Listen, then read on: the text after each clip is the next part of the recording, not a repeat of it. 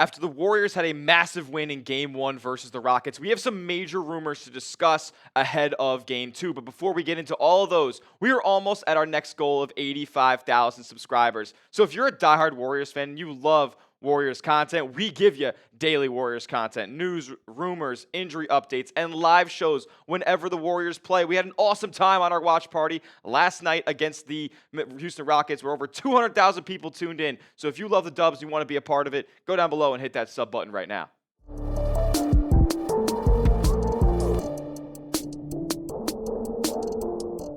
What's going on, Dub Nation? You're watching Warriors Today by Chat Sports. I am your host, Tyler Smith, and I'm introducing to you right now the best duo in the NBA as it currently stands. Yes, there are some other teams around the league that have better trios, better quartets, but is there a better duo playing basketball right now than Steph Curry and Jimmy Butler with what they did in Game 1, what they have done over these Warriors make or break games over the last few against the Clippers, against the Grizzlies?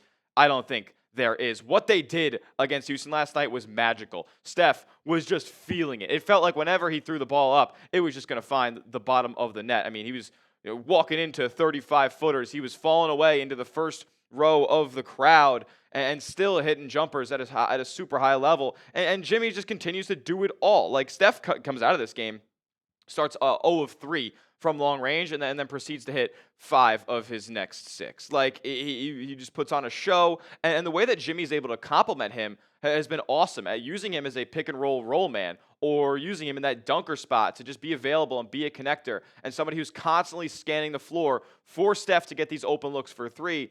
Jimmy just brings an entirely new element and just a whole new identity, honestly, to this Golden State offense. Think about, he kind of just runs a super high IQ Jonathan Kuminga role. And we'll talk about Kuminga more later on in this video. But just the way that this offense looks post Jimmy Butler trade, it's night and day with his ability to operate at the free throw line and kind of scan the floor if there's an open shooter, or he can attack the rim, jump stop, pump fake, get to the line, like do all these different types of things that Golden State just didn't have previously in their lineup. Like, Wiggins was not an on-the-ball creator, was not really a facilitator of any kind. They could run Steph off the ball all the time with Jimmy, Pods, Draymond, all initiating different types of actions. But yes, Jimmy went crazy. Steph went crazy. There's still a big burning question for Golden State as to what their playoff ceiling will be this year.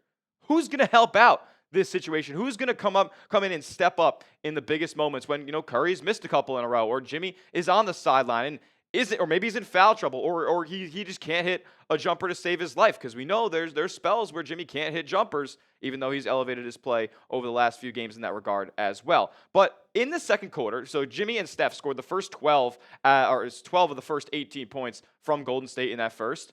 And then Curry obviously takes his seat on the bench for the start of the second quarter, where the Warriors went on an 18-5 run and got some contributions from some guys in the lineup. Now, nobody necessarily took over, but if you can get five points in a quarter from Guy Santos, then sign me the F up. Like if you're getting these types of contributions where guys are hitting their open threes, you get 2 from Draymond, you get 2 from Hield, you get 3 from Pods, all in the second quarter, and Golden State goes into the halftime lead with a 13-point advantage. And that's something that they're going to need to continue to see. They're going to need to continue to see it later in games as well, because after that second quarter and into the third quarter, the Rockets kind of chipped very much away at that 23-point lead for Golden State, and these guys were not producing in that third and fourth quarter. Now, Pods did come back alive in that fourth, hit a couple of big shots. Who else came back in that fourth and hit some big shots? Yeah, how about Moses Moody, who scored 5 of his 7 points that he had in the entire game in that fourth quarter? 2 massive jumpers. One was falling away in the mid-range, like off the dribble. Shot clock was running down, and Moody had ice in his veins. Then the next couple trips down, he goes and hits a open 3 in the corner. And I know it doesn't sound like something that's incredibly special, but we just haven't been seeing a super high level of shot making from Moses Moody lately, and it was a welcome sign for him to do that in a low-scoring affair against one of the better defenses in the entire league. I love what Moses Moody has done for this team. My note up here was lock up and knock him down. Well, he did that in the first matchup against Houston, because he has those top guard assignments defensively on guys like Jalen Green, on Van Vliet, on Amen Thompson, some of the other creators for Houston. Clap it up for Moses Moody. Just need to see it over more of a 48-minute stretch, especially on the offensive end. You tell me, though, out of the players we've talked about, out of the players that maybe haven't shown their ability to produce at a super high level offensively for Golden State, who must step up when Steph and Jimmy aren't playing at the highest level in the entire NBA. You guys let me know a name you think needs to play better down in the comments. The next thing we need to focus on for Golden State, possessions. Because Houston, at the end of the day, they had more than Golden State in game one.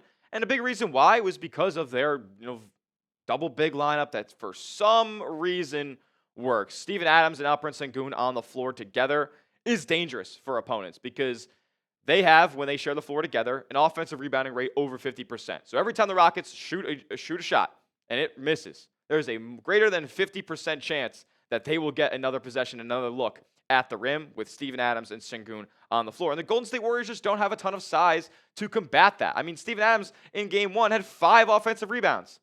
The Warriors had 6 total. Like, he's a really, really underrated player at this point in his career, man, who just can still set an elite screen, just still has that little push shot in his game, and can just generate possessions, slap out long offensive rebounds. I'm not sure. 5 offensive rebounds, like, I bet you he probably wasn't even credited for a couple more that he generated for Houston, kind of slapping the ball out to the perimeter and somebody else kind of collecting things.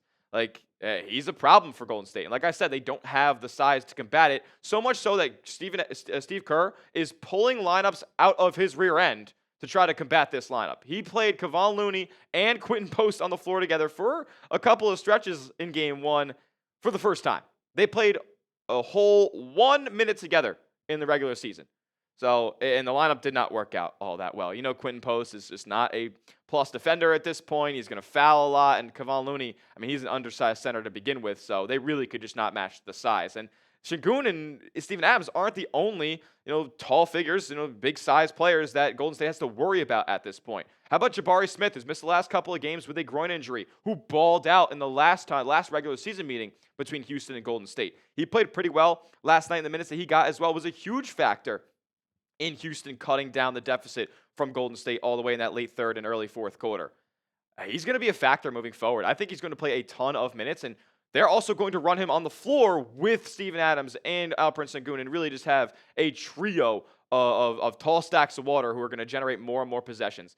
The way for Golden State to kind of combat this, it's not just by running sides. It's not just by boxing out. I don't think that there is a way that Golden State is going to limit Houston's offensive rebounding ability and essentially neutralize it. Like, I don't think they're going to make that a non-factor of the game. Houston is going to get extra possessions. So Golden State has to maximize theirs. They have to continue shooting threes at a 37% clip or better. They have to continue to get good shots. They have to continue to not turn the ball over in live ball situations. Like last night where they would get, an offensive rebound putback and Draymond would be frustrated taking the ball out. He would lazily throw it into Steph and they turn the ball over. Like, that type of stuff can't happen. You have to remain level-headed, and I trust this team to do so as they are championship bred, and they have guys who have dragged teams to the finals before on their back. They know how to kind of absorb these runs and be able to bounce back from them in this playoff series, and that's what Steph kind of talked about in the postgame.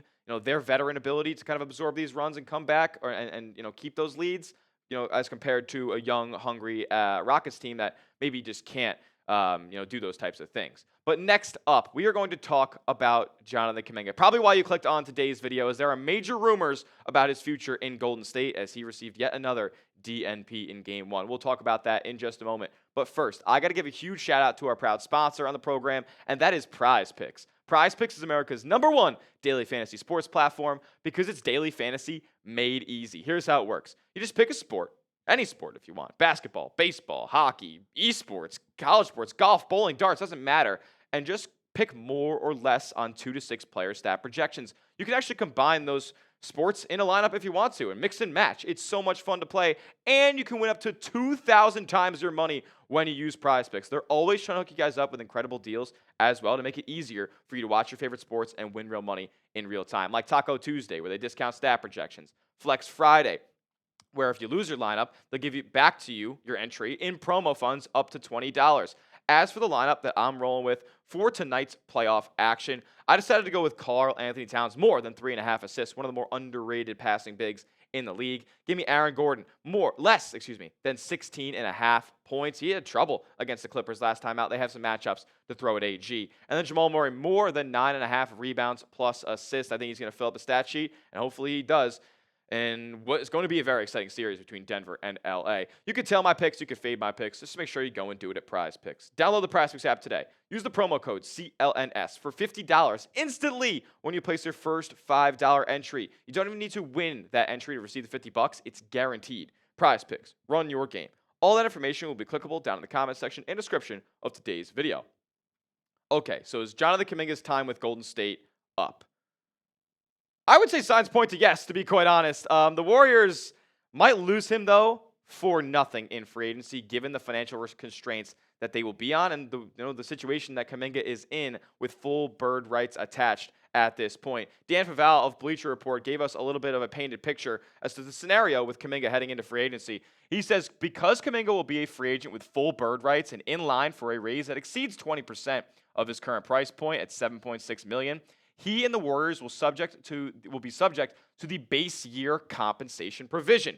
This rule stipulates that in any prospective sign and trade, his outgoing value to Golden State will be his 2025-26 salary or 50% of his first year's salary in a new deal, whichever is greater. Meanwhile, Kuminga's acquiring team would have to account for 100% of his first year's salary in the new contract. And this is a big rumor because what do we kind of think going into this Rocket series? Yeah, Jonathan Kuminga probably will be a factor as he performed at a super high level against the Rockets. His most favorable opponent in his NBA career is Houston.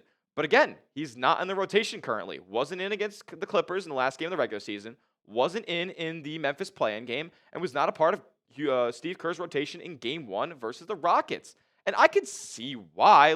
He has not been an effective player whatsoever since his return. Kind of just makes Golden State's offense ugly a lot of the times. Kind of keeps everything stagnant. Not a consistent mover off of the ball. When he gets the ball in his hands, possessions stop pretty frequently. Plus, he's not a floor spacer, so not a realistic catch-and-shoot threat that defenses have to pay attention to off of the ball. And he's not doing much else in the rebounding department or facilitation game that warrants enough minutes to be in this rotation for Golden State.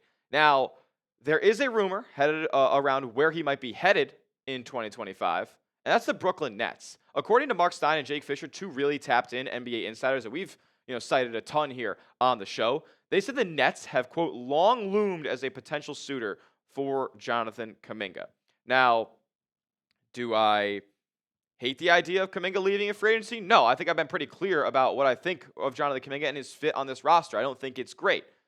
Do I want the Warriors to lose him for absolutely nothing? No, but they kind of made this mistake keeping him past the trade deadline if this is the reality that they were going to come to eventually. Let's look at the actual sign and trade kind of provisions given with a $30 million price point, because that's what Faval went with in the article. And do I believe Jonathan Kuminga deserves $30 million? No, but for the sake of argument, let's just roll with that number. Nice even number there at $30 million.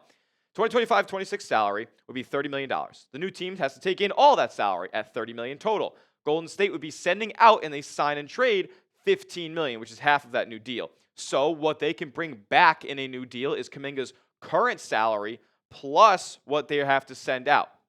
So $22.5 million or less is a player that they could potentially bring in 2025 that would match up in salaries for a Kuminga sign and trade. And Brooklyn has a ton of money to get this thing done. Would they be willing to make a deal for Kuminga and send a player that they kind of value pretty highly to Golden State, like a Cam Johnson? Yes, I'm bringing it up again because why wouldn't I? If Cam Johnson was on the Warriors right now at 6'8", multiple level defender, and guy who shoots 40% from three on volume, yeah, I want him on the Warriors. They might be title favorites if they had Cam Johnson in this team right now. And I'm not BSing about that whatsoever. I think Golden State does need one more guy offensively that they can look to not only shoot the three ball and create a little bit of his own. Cam Johnson can get downhill and finish at the rim a little bit. Plus, he has that $20.5 million salary for 2025-26. So this matches up perfectly, but there's one big issue.